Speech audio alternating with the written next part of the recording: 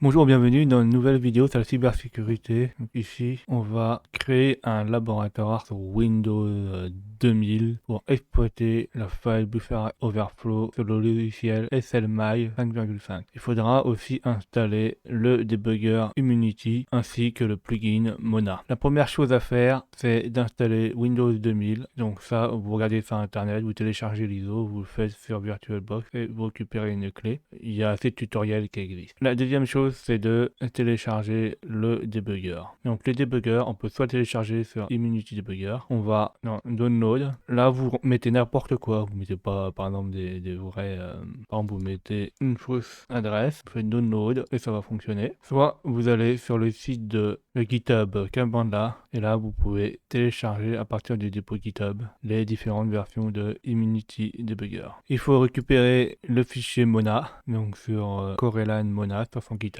et il faut récupérer le logiciel qu'on va exploiter, donc c'est un serveur de mail, donc il faut aller dans Exploit Database, donc exploitdb, et vous cherchez SLMail et il faut sélectionner le lien le plus ancien là, le Buffer Overflow 1. Une fois que ceci est fait, vous téléchargez sa petite flèche là, Vulnerable App, et là ça va télécharger la version de CettleLab Mail 5.1 qui est vulnérable. Une fois que ceci est fait, une fois que c'est mis dans votre machine virtuelle, donc la plupart du temps là vous pouvez pas mettre directement sur internet parce que en fait Windows 2000 est sorti il y a trop longtemps, donc vous pouvez mettre les fichiers sur un dossier partagé et puis vous les récupérez. Donc, la première chose que vous faites, c'est on installe SLMI. Donc on clique deux fois dessus sur le fichier d'installation. On attend que ça s'installe. On fait Next. Là on fait Yes. Là on peut laisser tout ça par défaut. Là vous faites évaluer. Si vous l'avez déjà installé, il va vous dire continue tout serial. Vous faites Next encore. Là vous faites Next. L'écoute là,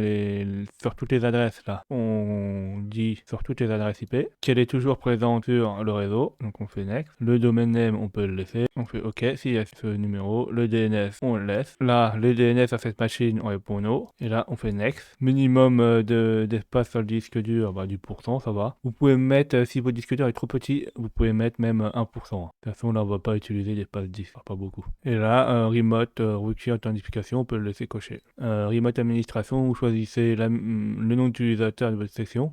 Chez moi, j'ai qu'un utilisateur qu'administrateur, donc je choisis administrateur. Là, il est en train d'examiner notre réseau, là, les TCP/IP ports, configuration, donc ça peut prendre un peu de temps. On laisse ces ports ici par défaut, on fait Next. Le chemin, on le laisse par défaut, on fait Next, encore prochain, là, Next. Donc on vérifie que toutes les informations sont bonnes. On coche aucune des cases, on fait Next. Et là, on redémarre l'ordinateur pour que tout soit bien installé. Ça peut mettre un peu de temps à démarrer. On va vérifier si le serveur mail fonctionne. Donc on clique sur démarrer programme, SL Product, SL Mail, et là il y a SL Mail configuration. Donc on clique dessus. On clique sur contrôle, et sur contrôle là on regarde si le feu est au vert. Donc voilà. Et dans login, on peut essayer de voir s'il n'y a pas des erreurs. On peut voir View Current Log. Donc là, il dit qu'il n'y a pas de problème. Et surtout, à partir d'une autre machine, on peut essayer de voir si les ports sont ouverts. Donc, il faut d'abord récupérer l'adresse IP de cette machine. Donc, on fait exécuter cmd IP config. Donc là, on voit qu'on a une IP config 192.168.1.38. On ouvre une autre machine qui a accès au même réseau. Sur une machine, là, j'ai une machine sous Paro Linux. On ouvre le terminal et on va faire un nmap sur la machine qui possède le serveur mail. Donc, 192.168.1.38. Donc là, on voit qu'on a le port 110 TCP Open POP 3. Et c'est là qui nous intéresse. Il faut être sûr que celui-ci soit ouvert et correspond au serveur SLMail. Une fois que ceci est fait, il faut configurer Immunity. Donc là, on va cliquer sur l'installateur. Et en même temps, comme c'est dit ici, ça va installer Python 2.7.1. On accepte la licence, on fait Next. On dit que là c'est le bon répertoire, c'est bon. Donc là, c'est installé. Donc là, il veut qu'on installe Python 2.7.1. On fait OK.